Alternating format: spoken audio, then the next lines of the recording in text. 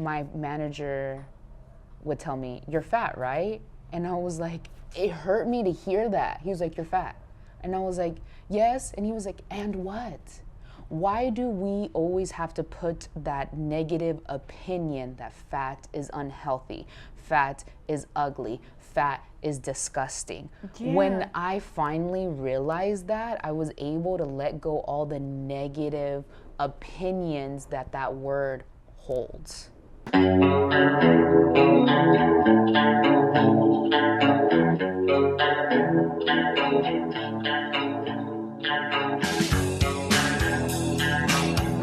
I've been wanting to, kind of pick your brain and just, I'm a very curious person. Yeah. That's why I was like, oh my God, it would be really cool to like have you on the podcast, I mean, I seen everyone else that you had on the podcast and I was like, oh, this is so cool. And then when you asked me, I was like, yes, like you read my mind. Because I think it was when I saw Paul on your podcast, I was like, oh, I love that she's doing this. This is great. And like Paul's like super cool. And I was like, and like really wanting to like, I feel like the sewing community, like here in San Diego is like, it's small, but it's also big.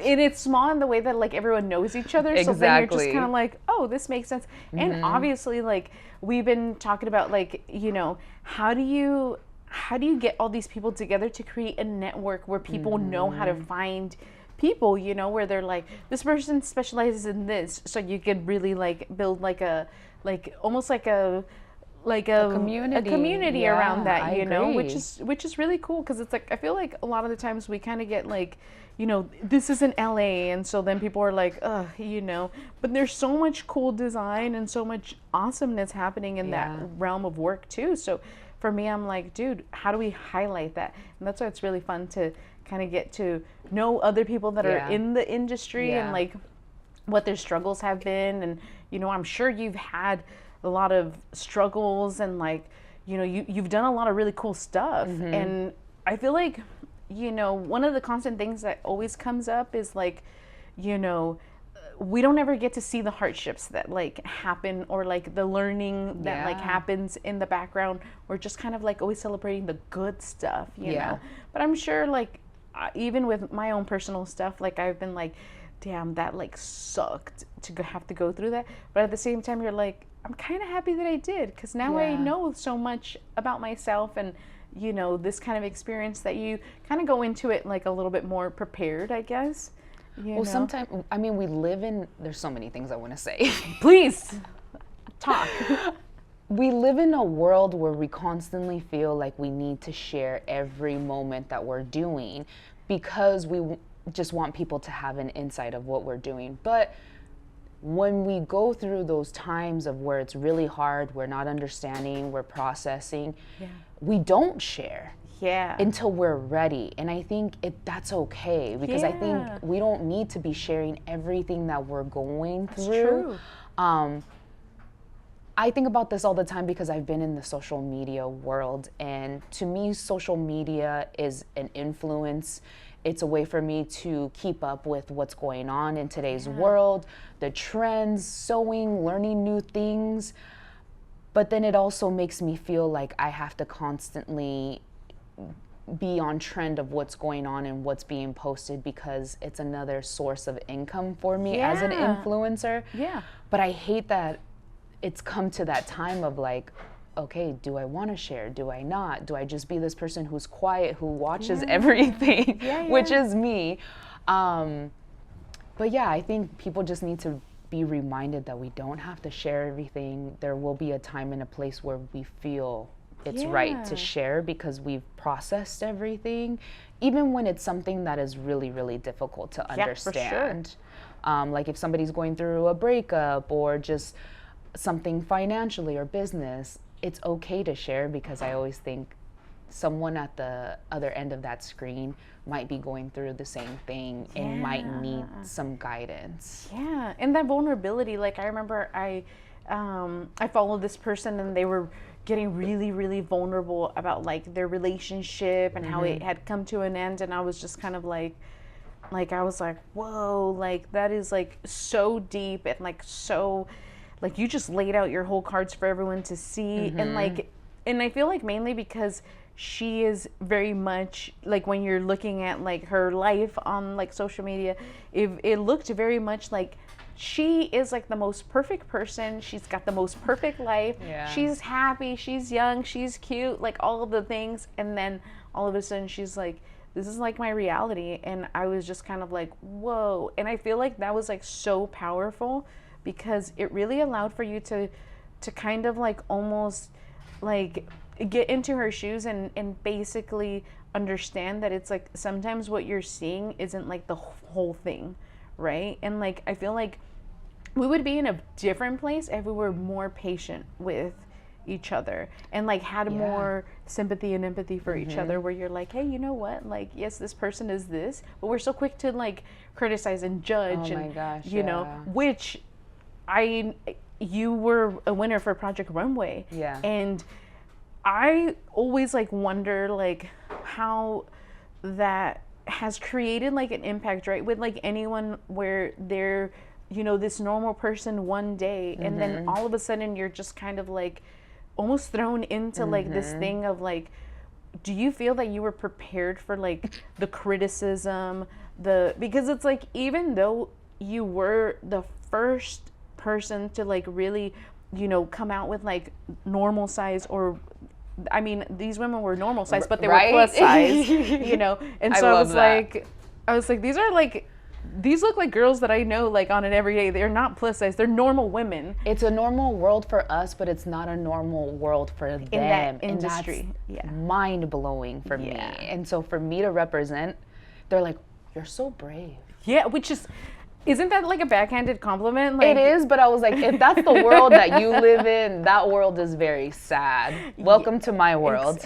And that is like a world, right? And so that's where I was always like, because you did something that is like so outside of the box, it's like, I feel like there must have been people that like were really like, and I know that there was a lot of people that were really rooting for you, but I'm sure that there was the other side. And like, do you feel like you were prepared for that? Oh no, absolutely not. That I wasn't prepared. I was the weakest. Because how old were you? I was 23 when I applied, got on the show. I was actually there for my 24th birthday, so I got to celebrate that. And your birthday's coming up. Yeah, it's actually next Thursday. Yeah. So I'm a Cancer baby. Are you too? Yeah. When's your birthday? The 16th of July. Okay, so you're a July Cancer. Manny's the 15th. Oh my gosh, 2 Cancers together? It can work. I know. It can work. It can work. It can work. Yeah. But 2 crybabies met each other. Yes. Or moody. There's a moody and a crybaby. I cry. He's moody. Yeah, you know what that is, right? Because me and my cousin, we're both Cancers. We're 16 days apart from each other. She's not the crybaby. I'm the crybaby though, and so she's. But anyways, I say emotional. We emotional. feel the Yeah, emotions, we do. You know, and there's nothing wrong with like feeling those emotions and like letting it out and basically being like, this is what you feel. Yeah. When I say crybaby, there's nothing wrong. I own that shit. Just like I am fat, I own that. Yeah. So this for me, letting out my emotions, it's crying. I cry when I'm happy. I cry when I'm really sad. When I want to fight, I cry. When I'm mad, I'm like, yeah. You know, yeah, all of them. Dude, I've cried at a sunset. I'm like, God's a beautiful painter. At concerts, I cry all the time. I don't know what it is. They're like, why are you so emotional? I'm like, I just feel it. There's nothing I can do. But yeah, going back to Project Runway, there was nothing that could have prepared me, but I'm glad that I had some people in my life that they just put themselves in my life. Like That's there awesome. was, it's so weird. There was this woman who was friends with my brother that lives in Los Angeles.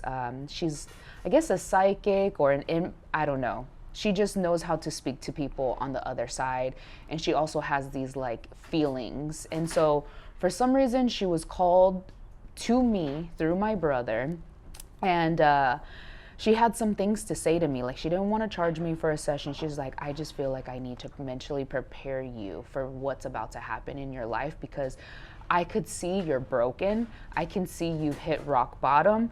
I can see that you're oozing of talent, and you just need to release it. Like, it's being withheld in you and you don't know how to release it. Whoa. And so she asked me if I had some questions for her, and I was like, I don't really know how this works, but like at that time my grandmother was really sick, so I was like, can you tell me what's gonna happen with my grandmother? Yeah. Like that's all I really want to know, because she's my main focus right now.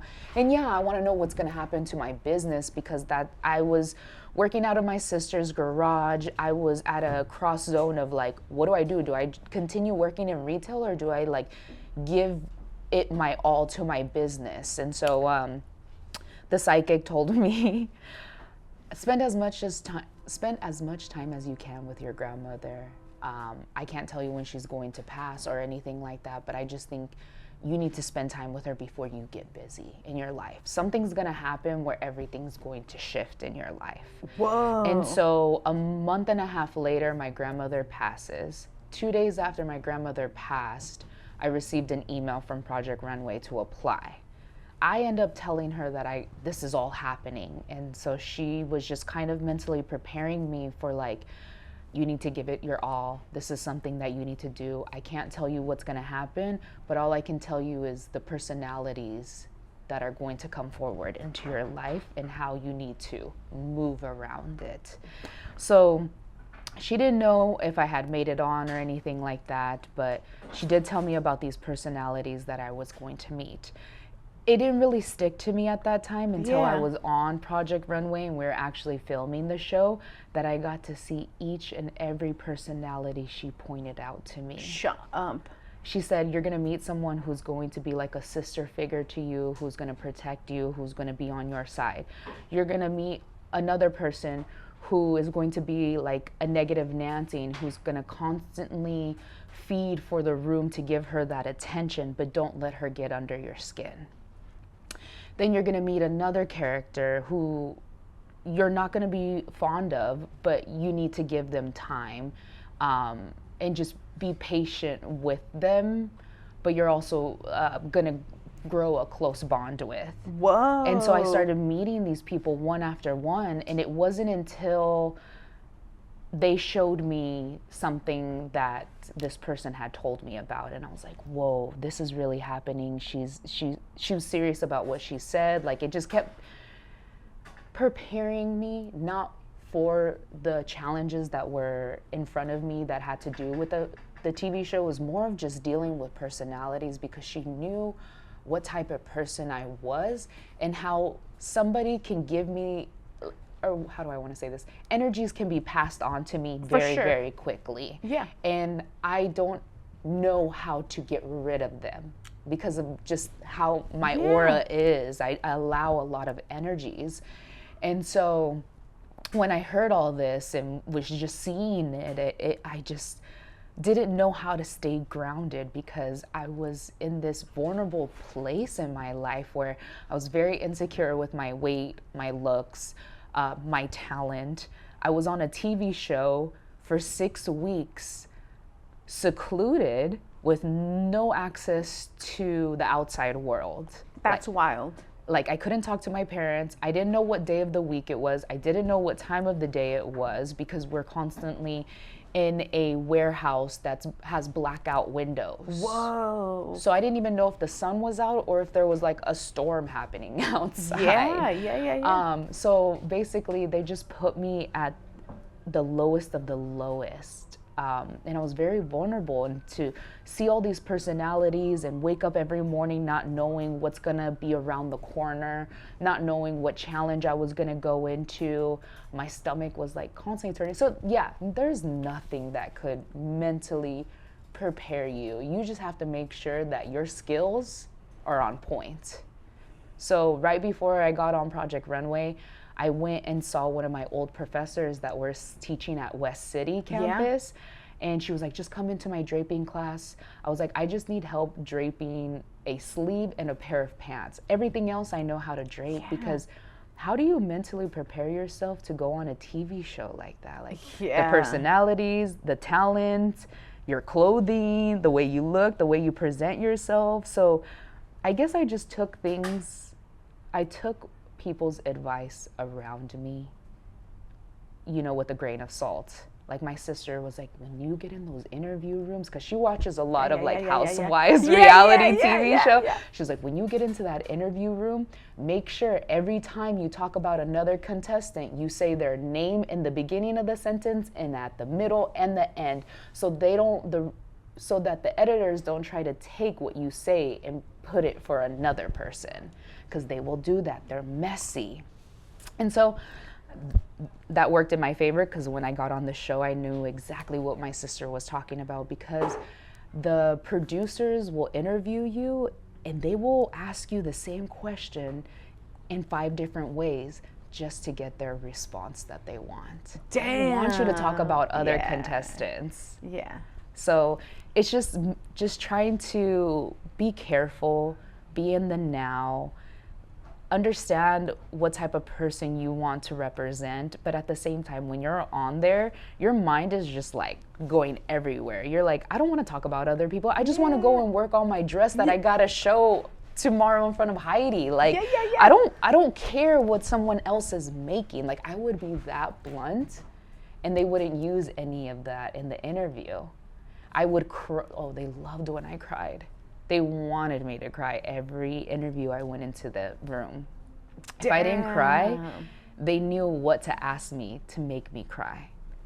So one time I was done with my 45-minute interview, because you have to be in there for 45 minutes. Everyone has to have equal amount of time outside of the design room. And so I was done with my interview, and they're like, one more question, Ashley. And I was like, okay. They're like, if your grandmother was here right now and could see what you're doing, what do you think would she be proud of you? Do you think what would she say? And I looked at the camera person, I looked at the interview, and I just said, fuck you guys. And I walked out, because I was like, how are you gonna ask me about somebody who just passed away like 2 months ago, 3 months ago? You know that I'm still like going through all the emotions, and you know that that's one of my trigger points, because when you go on a show like this, they have it's okay, they have you answer 1,000 questions about your personality. And so they know you more than you know yourself at that point. And that's scary. Because they know where to push. Yeah, they know where to push. And so they pushed my buttons at that moment, and I walked off, because I knew exactly what they were trying to do. They didn't want to lose me as a contestant, because there was, by the 3rd episode, I wanted to quit. And they're like, no, we're going to lose this contestant if we don't, give her what she wanted. And all I wanted was to walk outside in fresh air. Oh, shit. The only time you get to breathe the fresh air is when you are waiting for the van to get to location, or you're going from building to van to building. That is wild. Or if you're a cigarette smoker. Oh, well, you should have picked up that. I did. I picked up smoking while I was there, just so that I could see the sun. Whoa. I was like, I hate this. I felt sick. Like, I wasn't a cigarette smoker, so tobacco really gave me a headache, but I was like, this is the only way I get to relieve stress right now. Yeah, no, dude, that's a lot for a 23-year-old. Oh, yeah. To have to go through. And it's like, I feel like when you are that age, like, it's not like if it's, I feel like you're still like a baby. I feel like at that age, like, especially like my personal experience, right? Yeah. Where it's like, I felt like when I was 23, like I knew everything. I had everything under control, like I was the shit, but far from it, No, I had like no money. I was out there in New York we don't get paid for this. So no, like, I didn't know that. You don't get paid to be on the. So you guys filmed in New York? We filmed in New York. We filmed in Jersey, lived in Brooklyn, would only go to the city of New York whenever we had challenges or was going to Mood Fabrics. But most of the time we were in Jersey City filming in a warehouse right across the bridge from Brooklyn. we were not allowed to have, like, if we had a free day, we would have to, like, go out as a group to go do something, but we were never left alone. We always had chaperones. If I needed something like a pack of cigarettes, I would have to provide money to the production assistants. They would go and buy whatever it is that I needed, but I was not allowed alcohol. Like, we weren't allowed, like, hey, can you go get me a glass or a bottle of wine? No. Wow. We were not allowed to drink. If we were allowed to drink, they provided us 2 bottles of wine per room for 6 girls. Wow. And we had to have the next day off in order to be able to drink. But there just was no freedom. No, like, can I call my family? If I wanted to call my family, they had to listen into the phone calls. Whoa, this feels like prison. Thank you. Like, I say that, but sometimes I feel bad because I'm someone who's never experienced going to rehab or jail or prison, but it feels like that because and on top of that, you're being tested. It's like you are in a rat race. It's like all psychology. Yeah, they really, like, let's just put it this way, there was a lot of PTSD after going through all of that my winnings, my money that I got, a lot of it went to my mental health. Shut up. Yeah, paying for therapy. Whoa. Like, I wish I could give them an invoice of, like, my therapy sessions, because I was going I would do the same with my dad. Right? Here you go. Thank you. Thank you. Dude, that is wild. Yeah. That is so wild. That's why I'm very thankful that I won, because winning just really helped me be able to fix my mental health, because was that like a form, like when that winning, was that like a form of sense of validation where you're like, I am good enough, I am an amazing designer, I am all these like things that you almost doubted yourself? Do you think that was like a validation that you needed? Or it was a validation, but it was also a double-edged sword, because people were unhappy that I won. People felt like I was promoting an unhealthy lifestyle. All I wanted was to be the voice of a community that was never being heard of and always being put on the back burner, or just always having to settle for less. Yes. And I was like, if I have the energy and I have the passion, why not be the person to fight for this industry? For sure. And so that's all I had in the mindset. I wasn't thinking about the negativity that was going to come with it, because I lived that my whole life. Yeah. It's there. Yeah. I can't let that stop me. It was more of my motivation to continue going, because I was like, oh, you think just because I'm fat, just because I'm this, I can't do this? Let me prove you wrong, because designing and creating is my magic power. You can't do this. Exactly. But I can. Exactly. So that's what kind of just continued to allow me to keep going with this. Like, before I got on the stage on Project Runway, before every runway we had, I'm not a super religious person, but I would always pray, because that was something that my grandmother would do. And especially not having her at that time, I was like, this is the only way I get to talk to her. For sure. So I always asked her before I went on stage, like, please give me the creativity to continue on this journey, the courage, and the energy to just do this, to just keep pushing myself, because it was just so hard not being able to have your environment that you're always used to working in. Like support system. Yeah, like when you're stressed and when you want to cry, like if I cried right then and there in front of everyone, it showed weakness. It showed some type of sign to the people who I'm competing against. They're like, oh, Ashley cries all the time. She's so annoying. No one wanted to talk to me. Yeah. Everybody fucking hated me. At that point, they're like, you cry so much, you're a baby. And I was like, I don't know how else to express what I'm going through right now. Yeah. Dude, that freaking, I would have been like, I feel like the cancer in me would have been like, Yeah. oh my God, I have to be the mom right now. Yeah. To go and, you know, like almost like be that person to basically be like, dude, this is hard. This is like a Yeah. hard thing. Like obviously no one ever prepares you for like, hey, we're gonna isolate you.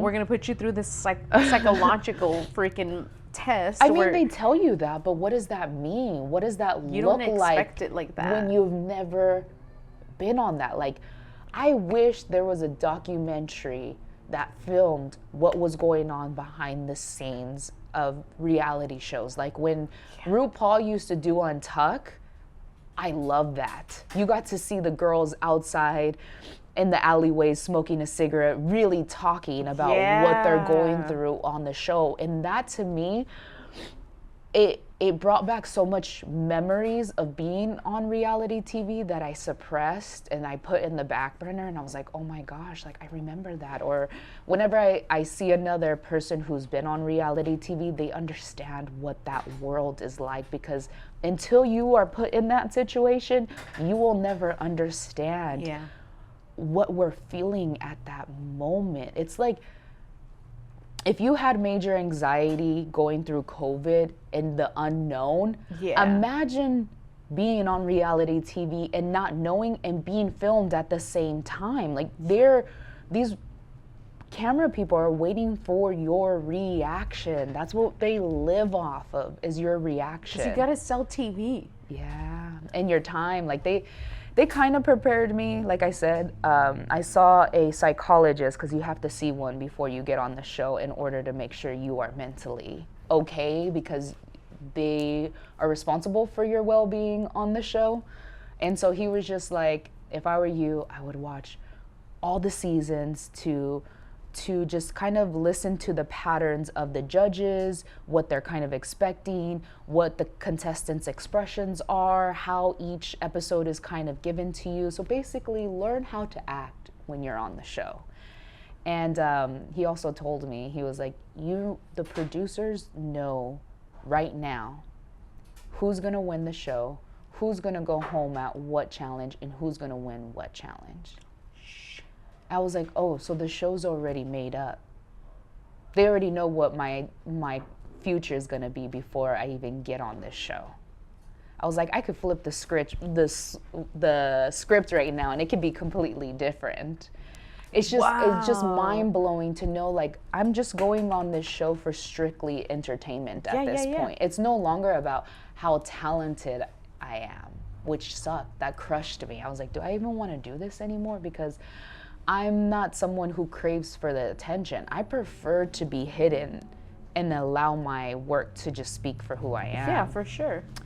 Do you think that was like one of those things where then, like, you know how like there are moments in your life where you're like, wow, that was like almost like a cosign, like you being on Project Runway like opened up so many opportunities, or people took you serious now? Yeah, that happened, all of that. I think winning the first challenge gave me the hopes and the confirmation that I came on this show at the right time. I am doing something, like I should be here, because there was times on the show that I wanted to quit and I had to be my own cheerleader, my own hype man. So I would go to the bathroom, I would look at myself in the mirror and just tell myself I could do it. Dude, I can't even do that right now. Right? It's so hard. It is really hard. When you're in an environment that you are the only person who you can trust, who you can rely, who you can cry in front of, laugh in front of, because if you do that out there, it's like a weakness. It's a weakness. Your like you can't even try to strategize a game plan of the show because you can't trust anybody.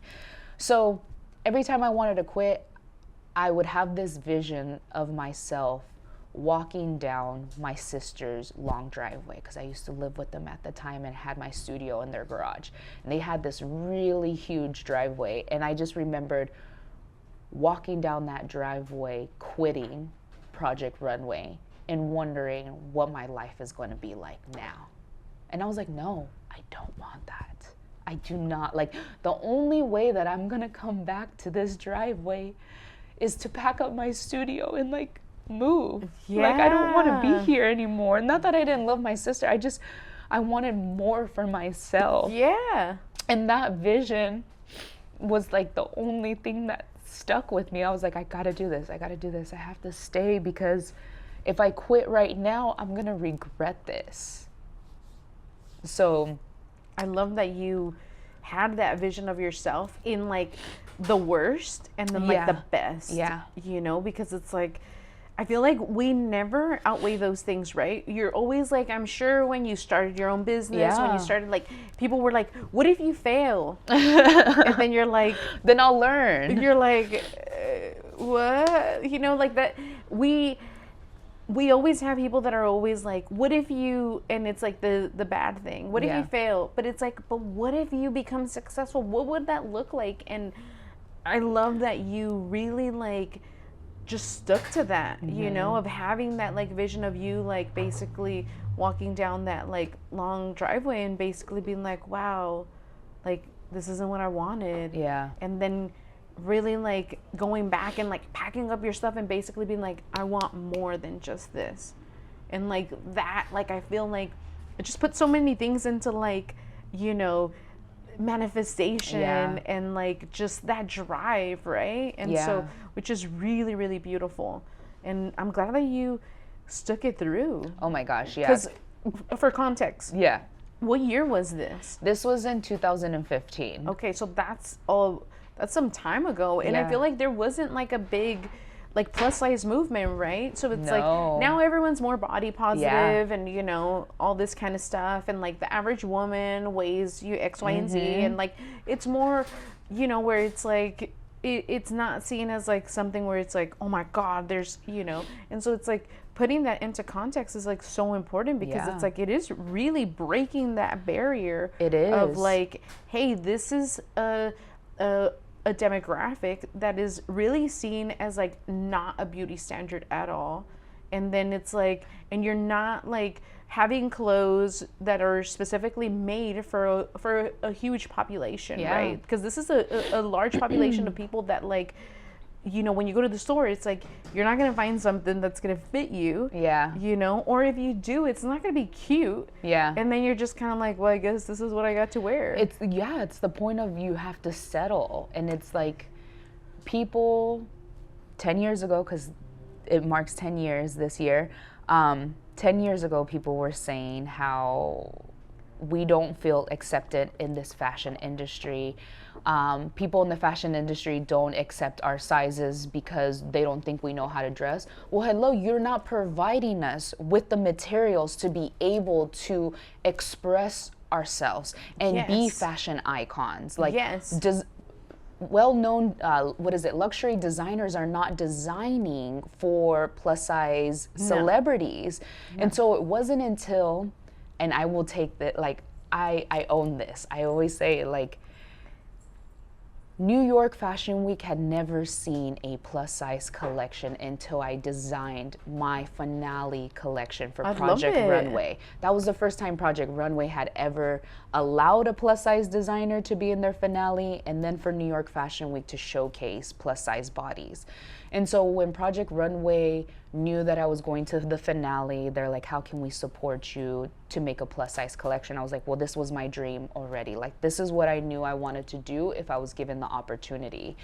And so I got to be a part of the casting call. They said, what size models do you want? I said, I want 16 and up. I don't want a size 10. No. I don't want a size 12. I want 16 all the way to 22. And I got Yes. to handpick all these girls, and they were all different sizes. And these are models who never have been given the opportunity to walk at New York Fashion Week. So it was like such a huge historic moment. It was, You know, for everybody. For everybody. I remember, I think it was like maybe like, you know, 8-9 years ago. Like I remember I had came onto your account and I was like, wow, like, because it's like I felt like I had gained some weight and like, you know, had like a baby, which I can't even like excuse having a baby as like gaining weight, because Yeah. I was still pretty small when I had the baby. But then, you know, I just you know, Your body changes. It changed, you know, so it's like it's okay, but it's like it's also like understanding that it's like I remember my mother-in-law was gonna come to visit town, and I was like, damn, like I really don't want to look bad in the size that I am, because I can't change my size in 5 minutes. Yeah. So it's like, instead of like hating myself for being this size, how can I appreciate my body for what it does, right? Yeah. Then I'm able to get up, and then I could move, and then I could walk, and that I could, do all these things, and that we're like so strong, and as opposed to like, okay, so I have a tummy. Yeah. And like now I'm, this hideous monster, and so I really got into the space of like, trying to look for inspiration, like for clothes, and like what would good clothes look like on me? Like, how do I dress my Create body? that space for you Right? to be able to experiment. And I was like constantly looking on Pinterest for like boards of like, like plus size women, right? Where it's like, because I was kind of like in between, like I was like not really plus size, but not really, but I was like, I kind of felt like I was leaning more towards plus size, because everything else was like not something that like I wanted to basically wear, so, but it was so difficult to find like a good like look, or like or good outfits, or like what where you're complements like, your silhouette, your body. Exactly. And so I was just kind of like, wow, there's no like, and especially me, where I'm like, ooh, I want to like have like more of a punk rock aesthetic, and so and so no one was like doing like plus size like punk rock aesthetic, and so I was just kind of like, wow, like how would I know what that could look like on my body, right? That was like the constant conversation, and I was just kind of like always felt defeated with like trying to look for like inspiration and things like that. And then I came to your account, and I was like, and I was just so inspired, because I was like, whoa, she looks good.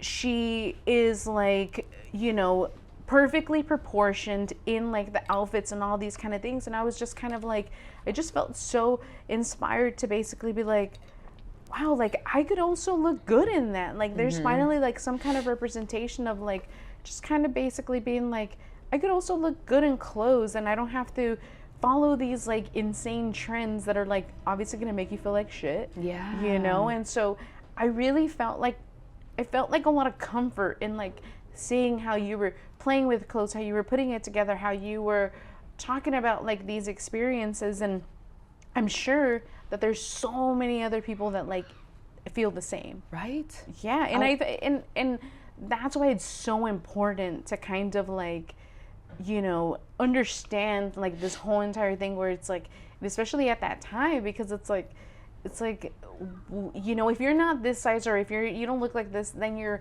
really like fighting against beauty standards and like what everyone considers beautiful, and just so much is going already against you. And then you also have your mind basically being like, hey, so it was really nice to basically be like, oh, that's like such a cool like outfit, and like you could wear it like this, or you could. And so I was just like, damn, okay, I might try that, so it was really good. So I do thank you for that, for like that inspiration of like just being so bold with it, and I know like, we talked about like being brave. You're so brave, and it kind of feels like a backhanded compliment, but it was like, you did take it a lot of that for us, for maybe people that weren't brave enough or had that like ability to like really step out and kind of like get stared at like all sideways. I mean, to me, yes, we have to be brave to be able to go out and function with ignorant people that live out here. The people who are saying that we are brave are the people who have a prejudged notion of us fat people. That's what it is. Because I don't think it's brave. Yeah. I have to go out and live in this world as a 400-pound person. That's what I used to weigh back then. I have to go out in this world and have thick skin to deal with everyone. That's true. Because I could just be minding my own business and get insulted. Or somebody prejudge me and is giving me attitude and doesn't want to help me because they don't like fat people. That's the stuff that like we have to deal with not fitting into that in that time society, and Yeah. not fitting their beauty standard. Like, it feels horrible to be given attitude from someone who doesn't like fat people. You don't have to tell me you don't like it. I can just see it from your body language and the tone of voice sure. that you're giving me, and how you're just brushing me off. Like, that's the hard thing of living and just seeing all that. And then every time I would get people saying like, oh, you're so brave, or for doing that, for getting on TV. Why? I should be saying the same thing to you if you got on TV. Oh, you're so brave for doing, like. So yeah, I felt like it was a backhanded compliment, but at the same time, I was just more of like, I see where you stand and how you judged me already. Yeah. Yeah, which is really hard. Yeah. Because it's like, it's like kind of like judging you based off of like this one thing that you're like, Yeah. well, I'm on TV and I'm doing these things, and like, I'm brave for doing that, for putting myself out there, when it's like the reality is if there wasn't any cameras, you're still putting yourself out there. I was You're just still- desperate. I was desperate. I wasn't brave. I was desperate to get my talent out there.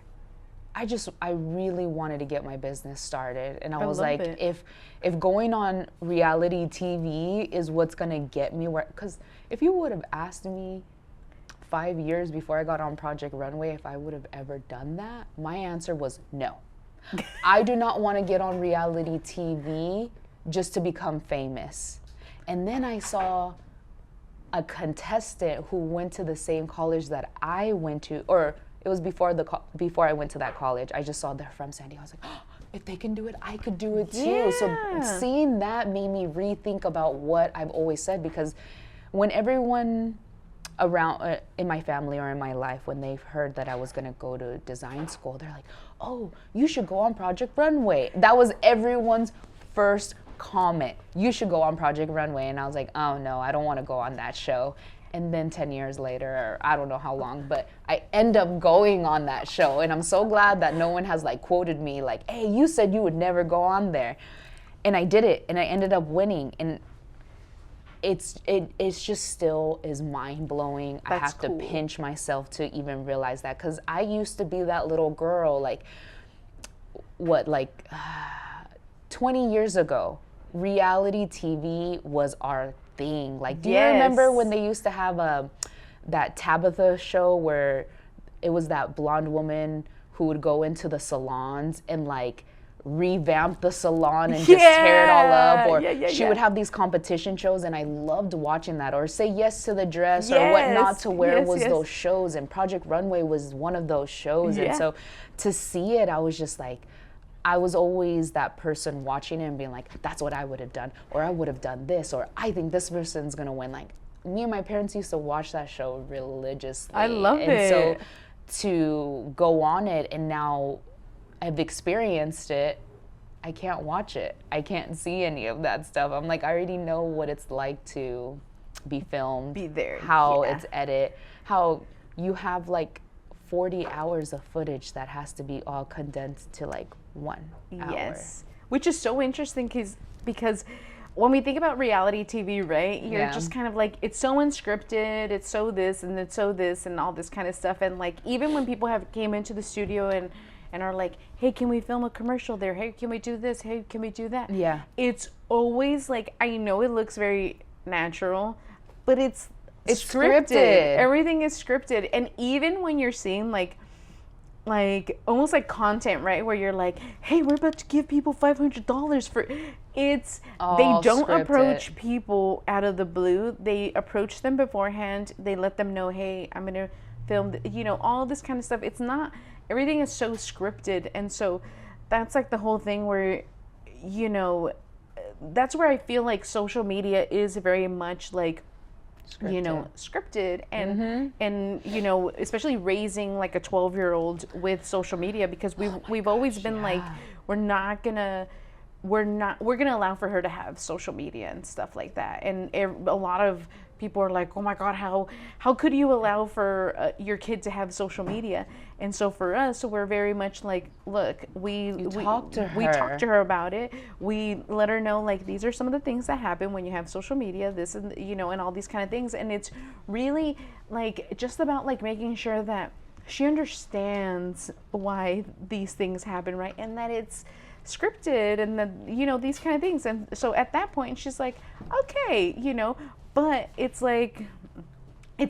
really cool to kind of like get to know why she wants to be on there, and like also like the mental health that goes with it, my gosh, right? yeah. Where it's like, I can't even imagine like, what you have to go through right after that, and then basically like everyone's opinion, which sucks because it's an opinion and everyone has one, but it's still like, I can't even imagine like basically being like, well, people just think that I fucking suck, and then you're just gonna like fuck, but it's like, how do you like, especially at that age, how do you build thick skin for it, and how do you like transcend that, and how do you there's just so much of it that you're just kind of like, we live in a time right now where our identity is so important because we have this social media that everyone has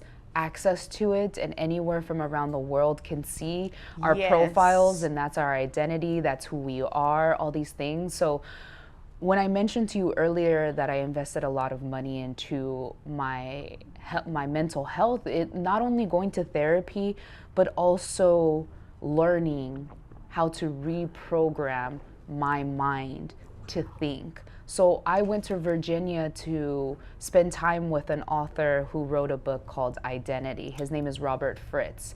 And I was given his book when I was in college. And then after Project Runway, my business partner / life coach learned a lot of this person's thinking. And so I went to Vermont for 1 week and spent some time just kind of reprogramming what I've been taught my whole life to look at life at. How I should do, how I should treat people, like all these things. I was a pleaser. I was someone who just suppressed all my feelings. I'm not saying that I'm completely out of that, but I still do it, but it's a practice. But I was just always a people pleaser, and especially coming off of a reality TV show and being given all these jobs, meaning I'm now an influencer, I'm now a hero, I am now X, Y, and Z. The expectations. So I was so lost and at my heaviest weight and depressed and not feeling good. Like, this was my rock bottom, was knowing that I was done with my work week on a Friday. Could not wait for Monday to happen. All I wanted to do was sleep the whole weekend because there was no work. I felt no purpose. I didn't want to go out in public. Why? So that people could recognize me even more. Like, my privacy was no longer there anymore.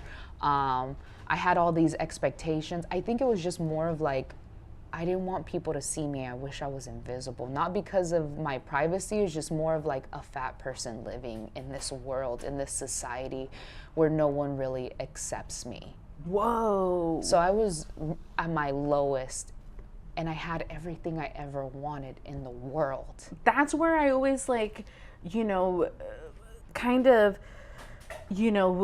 like think about, right? Where it's like, like Anthony Bourdain, where he committed suicide. You have Robin Williams, where he like, you think that these people are okay. like, that they're like, dude, how do you have everything? How could you even complain? And it takes so much to continue having this puppet doll work. It's so much energy. Yeah. That you're trying to put all these fires out that are behind you so that nobody can see all the smoke that's happening. Yeah. That's wild. That's why I just was like, at the end of the day, I have to let go of everyone's expectations, because those are their expectations, not my expectations. Like, I had to learn, like, I have no control over other people's feelings, only the way that other people make me feel. Like, it just was a whole mind fuck when I had to relearn everything that my parents, my peers, everyone has taught me in my life. And then on top of that, have the experience of Project Runway and the trauma, hearing from my idol. Tim Gunn was my idol. I loved him. He was like one of the reasons why I went on that show. Knowing that he disliked me as a person, disliked what I represent, and disliked all my designs. And I heard that from his mouth, from a podcast. That devastated me. That put me through this depression mode of like, I should have never won Project Runway. I didn't deserve to win. That's wild. To put myself through that just based off of someone's opinion. That's what I'm saying. It's an opinion. It doesn't matter. And it's so like, it's dangerous. Yeah. Because it's like, right? Because it's like, I feel like now, obviously I could just speak for myself, but it's like now using social media as like a tool to like, obviously, talk about your work, showcase your work, like almost like a resume, right? Of like, this is all my work. This is what I've done. This is like who I am. But also like, when people start to basically have these gnarly opinions and you're just kind of like, whoa, it does make you feel like some kind of way, because you're like, whoa, I thought I was like this and all these kind of things. And then all of a sudden you're like, how does someone just like break you down like that? And like, and it is really hard. And I feel like most people don't ever go through that unless they're having like a disagreement with a friend. And even then, like it's all chitter chatter that like, this person doesn't like you, and you're like, well, you've never heard it actually from their mouth. It's just a person that's saying, but it's like, this is at a different freaking like, it can be in scale. anyone's situation, this could happen in anyone's life. It's the fact that you are giving someone else that power. Yeah. Once again, everyone can have an opinion. That does not mean that their opinion is correct. Exactly. Yeah. And so having to learn that, I had to like say it over and over again because I didn't know what that meant. Like my manager would tell me, "You're fat, right?" And I was like, it hurt me to hear that. He was like, "You're fat." And I was like, "Yes." And he was like, "And what?" Why do we always have to put that negative opinion that fat is unhealthy, fat is ugly, fat is disgusting? Yeah. When I finally realized that, I was able to let go all the negative opinions that word holds. It's like reclaiming your power. Yes. Yes. And I do think that it's like, it is like, I feel like, hearing your experience of like going through this whole entire thing and then building that thick skin and like really rewording like everything and just kind of going back into it and basically reclaiming like your worth, right? Because it's like, even when you won, like you deserved it. Yeah. Didn't you go through all this shit? And it's like, you deserved it. So it's like, why like lean into like that? Everyone's gonna have an opinion, and it's like, that's cool, whatever. And it's like, and I feel like it's like people don't understand that it's like their opinion. Like, we're still human beings. Yeah. It's just, and it's like Manny was reading, there was like these comments and stuff. And he's like freaking out. He's like, oh my God, And I was like taking like a mental health day. I hadn't, really taken a break, and so he's like, he comes into the room, he's like, you should take a break today, don't do anything, just do whatever you want to do. And I was like, hell yeah, I'm gonna get up and I'm gonna go hang out with my kid, and we're gonna go and crystal shop and get some boba, do the thing, and so he's like, cool, he's like, go. And he's like tense. Reading these things, and I walk in and I was like, he's like, oh my God, and I was like, look, I'm not going to fall into that. And he's like, what? And I was like, I deserve everything that I've ever wanted. I deserve it. I've worked my ass off. I'm like, how many times a week am I not in here until 3 a.m? I deserve to have a day where I'm like, I'm proud of myself, even though people have opinions. So it's like, for me, I was like, I'm not gonna allow my day that it's like I'm having like such a beautiful day with like my family to be fucking like ruined because some fucking asshole that can't fucking sew has an opinion about me. Yeah. Like, fuck you. Like, Yeah. I don't fucking give a shit. You try doing this shit. Yeah. Like, reality, try doing it. Yeah. Because it's not that easy. Yeah. And it's like, and it's hard to basically to take those things and then to basically be like, whoa, people have so much to say, and like, you know, what do you do in that situation? There's so much to say, and you're just kind of like, wow, like you can't obviously respond back and be like, hey, you fucking suck, you know? Oh yeah. Oh yeah. And it's like, obviously that's what they want, but it's like, at the same time, it's like, it's very, it's good to have like a solid, you know, group of people that like are solid, that are gonna basically, and for you to feel like you're good, you know, because it's like, at the end of the day, it's like, who are we prioritizing here? We don't prioritize ourselves. We focus on prioritizing people around us that we think that if we please them, something we're gonna get out of it. They're gonna either want to hang out with us more, or I don't know. There's just not right intentions for it, and we can't have expectations or intentions when we're doing something, because then it's going to backfire on us.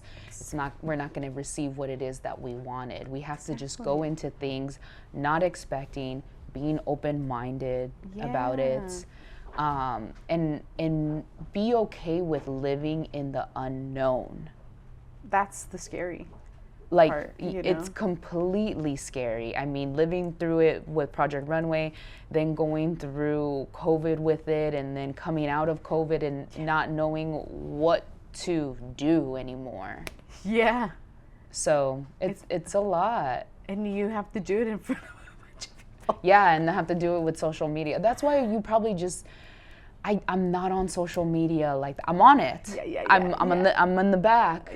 I'm watching everything, but I also am not putting everything that I'm going through out there, because I'm busy. I'm a busybody, and I don't have the time or the passion or the desire to share everything that's going on. That's why when I do these interviews or podcasts, they're more enjoyable, because I get to talk about it instead of... You get to talk about what you want to talk about, right? And like... that, and when the time is right, because I mean, I've been going through so much that I'll get asked, like, what are you doing now? Are you sewing? Are you designing? Are you creating? What are you doing? I'm like, I'm just teaching. Like, And it only has to make sense for you. Yeah. It's like, we were prioritized everyone around us for so long that it's like, why don't we become a little selfish and prioritize ourselves? Yeah. Especially as cancers. Yeah. That's why I chose roller skating, because I was like, I need something that is going to be like, Ashley, this is your day. This is your time. You're going to go and do this, and you're not going to have your phone. You're not going to worry about anyone else. Like, roller skating to me has been this whole new adventure where I had to, it really is, but there's no therapist but you in those skates. Yeah. Because I have always been someone who's been uncomfortable with my body to go and dance. I'm uncomfortable to move it in front of people. So to be on 2 pairs of skates that you don't really know how to control, and you have to learn how to, and you have to be okay with falling, looking stupid in front of everyone, that whole mindset like really changed me, and I really love it. Was able to make me push through the uncomfortableness. I love that. Yeah. I love that. That's so if you're ever thinking about skating, please come and skate with me. Well, like, I feel like I'm in that space, right? Of like, I don't have an identity outside of like sewing. Right. Like, I don't. And so it's kind of like, you know, trying to like figure out like who I am outside of like what other talent, like, to me, when I saw roller skating, I couldn't help but feel guilty of leaving my talent to go learn another hobby, or like leave my sewing for a pair of skates. Like, I could hear my sewing machines crying, my scissors crying. Like, don't leave us. Why are you spending more time over there when you should be doing this? And I'm like, no, I'm burnt out. Like, I had just got done making costumes for a movie, and I told myself, you can't buy skates until you are done with this project. Whoa. So once I was done with that project, I bought my roller skates and didn't touch a sewing machine for 6 months. Whoa. I was like, I can't do this anymore. I'm so burnt out. I went from Project Runway to designing my own collections to COVID to designing costumes that I was like, I'm done. I just want to skate. And then when I got into skating, people didn't know who I was in the community. So that was cool. People treated me normal. Exactly. Until they found out who I was. They're like, ooh, let me ask you all these questions. And it got really weird. But anyway. So just going into that space, I was like, how do I combine the two worlds together? Do I start making clothes for skaters? Do I start making accessories for skaters? Oh, I want to create a backpack that would really work for us skaters. Like, what do I do? And so that's how I was able to cross the two and make roller skates. Yeah, I saw that. Yeah. And they look so cool, wingtip and stuff. I was like, that's awesome. I feel like it's like combining these things that you really love. You have to find that for you. If you don't see the pathway, then that's a plus. Because then you get to make the pathway. Exactly. And you can work on this project with no, like, you're leaving people confused, and I love doing that. Yeah. I love it. I'm like, I'm working on my own project. No one needs to know about it. It's in the hush hush. Because I'm that type of person that I'm not going to say anything until it's in writing or until we're in production, it's actually happening, or I have something to show for it. Yeah. I'm not speaking in the future like, oh, I'm gonna go do this, but it hasn't even been set in stone yet. I love to work behind the scenes, surprise, and be like, this is what I've been working on, you guys. I freaking love it. I love it. So now we all gotta wait and kind of basically be like, what is she doing? She's so quiet. I Why? know, for real. It's like when we see those artists, those musicians, they're like been really, really quiet. You haven't heard a tour. You haven't heard any new music. It's because they're working. They're gonna come out with a bang. Yeah. You know, which I'm like so happy that you came and you made time, and you know, I know you're super busy and like you got so much stuff going on, and it was just like seriously such an honor to like have you on the podcast, because it's like I said, like such an inspiration to like really love your body, you know, and like especially for me, like going through those changes and like just in the moment, like appreciating my body. And so I feel like you are one of those people that like when I think about clothes and like how we could wear it as like, you know, plus size, like it's just like it's like full circle, right? It's like getting to me like someone that you're like, oh my God, you know? And so it's so awesome that you came and hung out and, you know, we're on the podcast. And I feel like there's so much more shit I want to talk to you about. Me too. And I have to give you your props.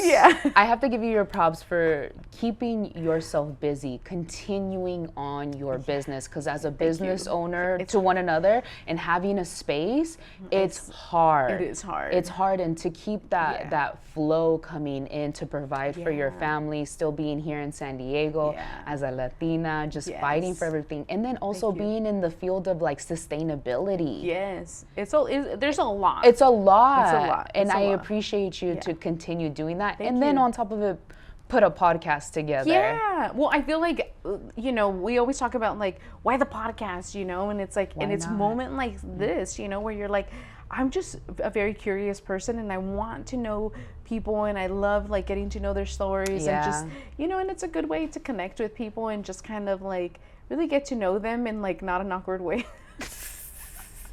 But I love it, and it's been a lot of fun, and you know, for me, I'm like, dude, we got to keep on going until we got to do something. Can't.